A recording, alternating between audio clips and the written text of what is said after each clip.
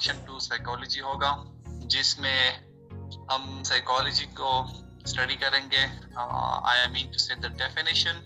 Then उसके बाद हम साइकोलॉजी के गोल्स स्टडी करेंगे, और फिर उसके साथ साथ हम different school of thoughts in psychology वो स्टडी करेंगे, and different perspective of psychology हम वो भी स्टडी कर लेंगे। एंड नेक्स्ट उसके साथ साथ फिर हम साइकोलॉजी के professional and areas of specialisation वो भी पढ़ेंगे। 9-10 पर डेफिनेशन ऑफ साइकोलॉजी,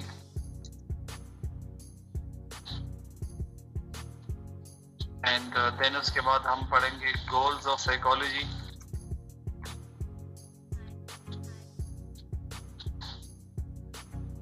उसके साथ साथ हम स्टडी कर लेंगे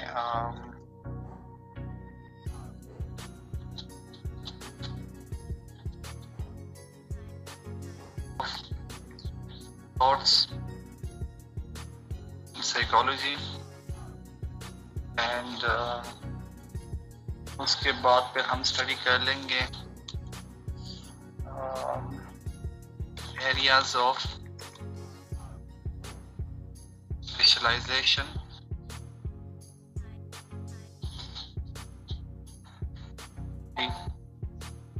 एंड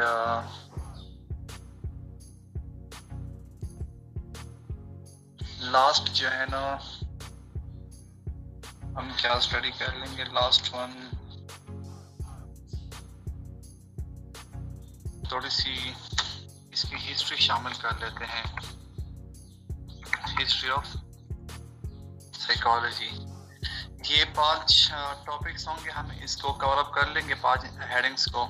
एंड अभी तो 9-8 हो गए, 2 मिनट्स बाद में स्टार्ट करूंगा, चाहे स्टूडेंट जितने भी हो। ठीक है, रहमानिर्रहीम। Dear students, today we are going to talk about the general introduction to psychology. And you people have talked about the psychology yesterday in general terms. What is psychology, and how the psychology evolved as a separate entity or a separate discipline.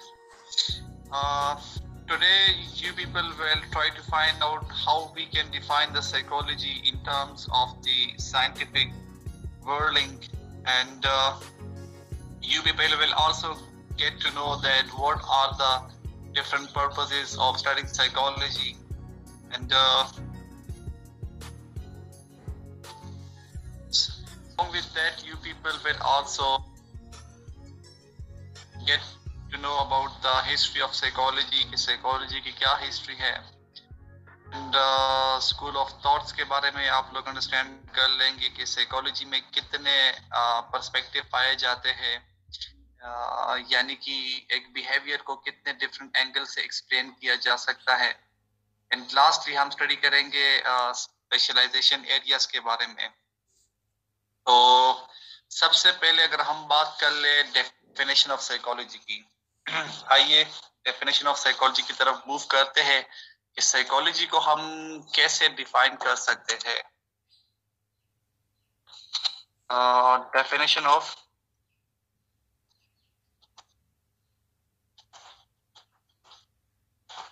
Psychology. अच्छा, ये psychology को हम कैसे define कर सकते हैं? आप लोग में से कोई 1-2 स्टूडेंट्स, इससे ज्यादा नहीं, जनरली बता दे कि साइकोलॉजी को हम कैसे साइकोलॉजी को हम ऐसे डिफाइन कर सकते हैं कि the scientific study of the mental process and behaviour, यानी कि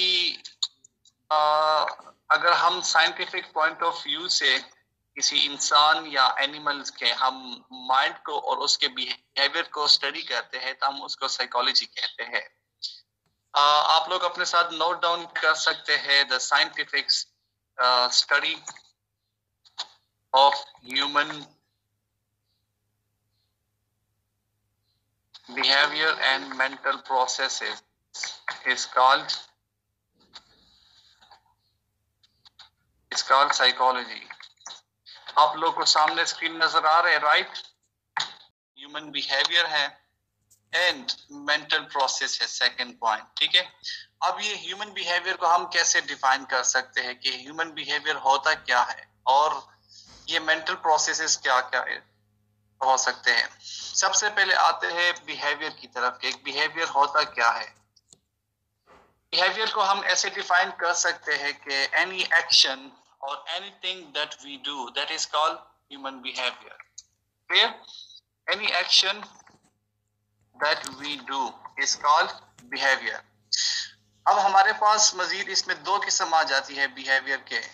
एक आ जाता है इसमें overt behaviour and second one आ जाता है कोवर्ट बिहेवियर। क्लियर? अब ये ओवर्ट बिहेवियर क्या होता है और कोवर्ट बिहेवियर क्या होता है, आप लोग को इन टर्म्स सॉरी पर बिहेवियर हमारे पास दो किस्म के आ जाते हैं। जैसे कि मैंने आपको बता दिया कि हर एक्शन, हर अमल जो हम परफॉर्म करते हैं हम उसको अमल यानी हम उसको बिहेवियर कहते हैं, ठीक है। अब बिहेवियर हमारे पास दो किस्म के आ जाते हैं। एक हमारे पास ओवर्ट बिहेवियर होता है और दूसरा हमारे पास कोवर्ट बिहेवियर होता है। अब ये कोवर्ट बिहेवियर जो होते हैं ये हिडन बिहेवियर होते हैं, यानी कि इसमें हमारे पास हमारे माइंड के जो एक्टिविटीज होते हैं जैसे कि थिंकिंग, जैसे कि जो कुछ हम सोचते हैं, जो हम फील करते हैं और जो हम रिमेम्बर रखते हैं यानी कि जो हम मेमोराइज करते हैं, वो सब कुछ कोवर्ट बिहेवियर में आ जाते हैं। अब इसके बाद ये जो दूसरा है सॉरी ये ओवर्ट बिहेवियर में ये हमारे पास आ जाते हैं जिस तरह के हम ये बातें करते हैं, जिस तरह हमारा फेशियल एक्सप्रेशन होता है, जिस तरह हम मूव कर रहे होते हैं, वो ओवर्ट बिहेवियर में आ जाते हैं। अब यहाँ पर आप लोग के सामने मैं ओवर्ट के सामने ब्रैकेट में लिख लेता हूँ। Overt behaviour those actions that are expressive, जिसमें हमारे पास आ जाती है एनी सॉर्ट ऑफ मूवमेंट, फिर हमारा जो बात करना होता है टॉकिंग एंड एक्सप्रेसिंग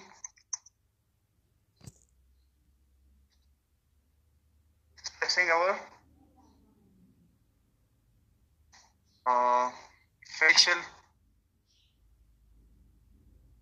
gestures, या फिर हम कुछ भी कह सकते हैं, हम कह सकते हैं कि फेशियल एक्सप्रेशन इसमें आ जाती है। यानी कि जब हम गुस्सा होते तो हमारा मुंह एक किस्म का बन जाता है चेहरा, और जब हम हंस रहे होते तो हमारा चेहरा दूसरी किस्म का बन जाता है। क्लियर? अब यहाँ पर दूसरी चीज जो डेफिनेशन में है मेंटल प्रोसेसेस, ये मेंटल प्रोसेस से क्या मतलब है। अब मेंटल प्रोसेस को हम कैसे डिफाइन कर सकते हैं। The term mental process actually refers to all the internal or we can say the hidden activity of our minds that also include the thinking, feeling and remembering। जिस तरह मैंने आप लोगों को कोवर्ट के बारे में बता दिया कि कोवर्ट बिहेवियर कौन से बिहेवियर होते हैं, यहाँ पर आप लोग सामने देख सकते हैं कि ओवर्ट बिहेवियर्स में हमारे पास एनी सॉर्ट ऑफ मूवमेंट आ जाती है, टॉकिंग बात करना आ जाता है और फेशियल एक्सप्रेशन आ जाते हैं। लेकिन यहाँ पर मेंटल प्रोसेस में हमें क्या केस में इंक्लूडेड है। मेंटल प्रोसेस में आप लोग के सामने आ जाते हैं ये थिंकिंग, जो चीजें भी हम सोचते हैं, जो फीलिंग्स हम अपने अंदर प्रोवोक करते हैं, डेवलप करते हैं, महसूस कर रहे होते हैं वो। इसके अलावा जो चीजें हम रिमेम्बर रखते हैं यानी कि हम मेमोरीज को कह सकते हैं, ये चीज में इसमें आ जाती है। Got it? सो हम इसको रिपीट कर लेते हैं कि साइकोलॉजी को हम कैसे डिफाइन कर सकते हैं।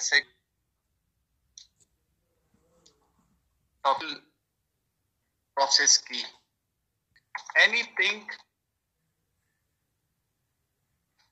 anything or any function that we perform with our mind or with our brain, हम कह सकते हैं इसको हम माइंड, ब्रेन और mind that is called mental process. यानी कि हम अपने दिमाग के थ्रू जो भी फंक्शन परफॉर्म करते हैं हम उसको मेंटल प्रोसेस कहते हैं, जहनी अमल कहते हैं। अब इसकी मिसाल मैं आपको दे सकता हूं कि जो चीज आप लोग स्टडी कर रहे होते हैं, जो चीज आप लोग मेमोराइज कर रहे होते हैं, और जो चीज आप लोग यह है कि परसीव कर रहे होते हैं, वो सारे क्या होते हैं? वो सारे आप लोग के मेंटल प्रोसेस ही होते हैं। Got it? अच्छा, अब नेक्स्ट आते हैं एग्जांपल्स ऑफ कोवर्ट बिहेवियर की। तो कोवर्ट बिहेवियर में स्टूडेंट को अलाउ करें ना सर। सॉरी सर, स्टूडेंट को अलाउ करें ना सर, बार बार तंग कर रहे हैं। अच्छा, कोवर्ट बिहेवियर की एग्जांपल की अगर हम बात कर ले तो इसमें हमारे पास यही चीजें आ जाती है जिस तरह के इसमें है रिमेम्बरिंग, थिंकिंग, इसके साथ साथ आप लोग रीजनिंग भी ले सकते हैं, क्रिएटिंग भी और ड्रीमिंग भी। ये सारी चीजें कोवर्ट बिहेवियर में आ जाती हैं। क्लियर? Yes sir. जिस तरह हम रोजमर्रा की लाइफ में ये बातें कर रहे होते हैं, हम क्रिकेट खेल रहे होते हैं, हम राइटिंग कर रहे होते हैं, हम स्टडी कर रहे होते हैं, हम यूनिवर्सिटी जा रहे होते हैं, हम चीजें बल्बे के कर रहे होते हैं, हम पानी पी रहे होते हैं, ये सारे जो है ना हमारे जाहिरी अमाल है, इसको हम ओवर बिहेवियर कहते हैं। इसके बरअक्स में जो चीज हम प्लान कर रहे होते हैं अपने माइंड में, जो चीज आप कर रहे होते हैं, और जो चीज हम अपने माइंड में किस उसको प्लान कर रहे थे, एनालाइज कर रहे थे, वो चीजें तो दूसरों को यानी कि दुनिया वालों को नजर नहीं आ रही होती ना, इसलिए हम उसको कोवर्ट बिहेवियर कह सकते हैं। क्लियर? Yes sir. जिसने क्वेश्चन किया था एग्जांपल्स के लिए, yes. हम यहाँ पर सिंपली ये भी कह सकते हैं कि कोवर्ट बिहेवियर में हमारे पास ये मेंटल प्रोसेसेस इंक्लूड है। अच्छा, अभी नेक्स्ट मूव करते हैं गोल्स ऑफ साइकोलॉजी की तरफ। साइकोलॉजी